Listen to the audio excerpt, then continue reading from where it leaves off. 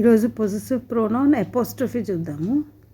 ఎక్కువ కన్ఫ్యూజ్ అయ్యేది ఈ ప్లూరల్ సింగులర్ వర్డ్స్లో ఉమెన్ అండ్ విమెన్ అని ఉంది చూడండి. దానికి ఉమెన్ అనే పొసెసివ్ అన్నప్పుడు ఆ వ్యక్తిది, ఆవిడది, లేకపోతే వారిది అని చెప్పినప్పుడు మనం అపోస్ట్రఫీ ఎస్ పెట్టాల్సి ఉంటుంది కంపల్సరీగా. ఈ పుస్తకం వారిది, లేకపోతే ఇల్లు వారిది అని చెప్పినప్పుడు, ఆవిడది అని చెప్పినప్పుడు తప్పకుండా అపోస్ట్రఫీ ఎస్ పెట్టాల్సి ఉంటుంది. అప్పుడు ఎలా పలుకుతాం మనము?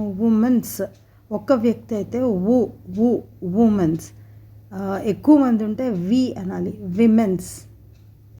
ఇక్కడ ఎస్ ఎందుకు యూజ్ చేస్తున్నాం మనము? వారిది అని చెప్పడానికి, అంటే పొజెషన్ చెప్పడానికి, కానీ సింగులర్ ప్లూరల్ అని చెప్పడానికి కాదు. సో ఇప్పుడు ఉమెన్స్ హాస్టల్ అని అన్నాం అనుకోండి, సో అక్కడ విమెన్ హాస్టల్ అంటారు, ఎస్ పెట్టరు.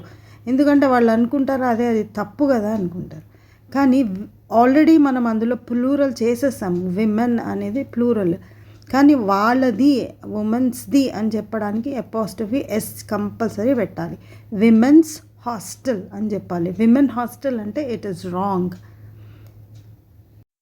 సేమ్ కన్ఫ్యూజన్ మ్యాన్ అండ్ మెన్లో కూడా వస్తుంది. మెన్స్.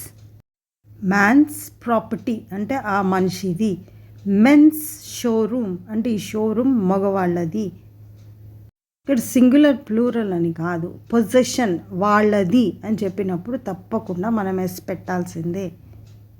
ఈ వర్డ్లో కూడా కన్ఫ్యూజన్ వస్తుంది చూడండి.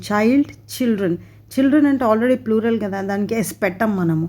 కానీ పొజెషన్ వచ్చినప్పుడు వాళ్ళది, పిల్లలది అని చెప్పినప్పుడు ఎస్ కంపల్సరీ పెట్టాలి.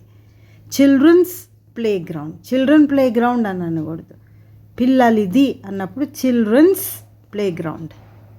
చైల్డ్ అంటే ఒక్కలే కదా, కానీ అపోస్ట్రఫీ ఎందుకు పెడుతున్నాం మనం? చైల్డ్ది, వాళ్ళది అని చెప్పినప్పుడు. Child's fee, I have to pay my child's fee.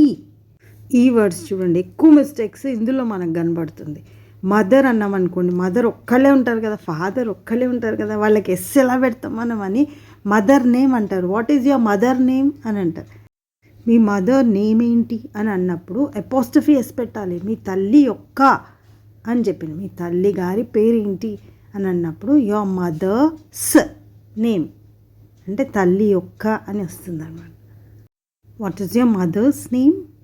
అట్లాగే father's name, teacher's name, school's name, shop's name.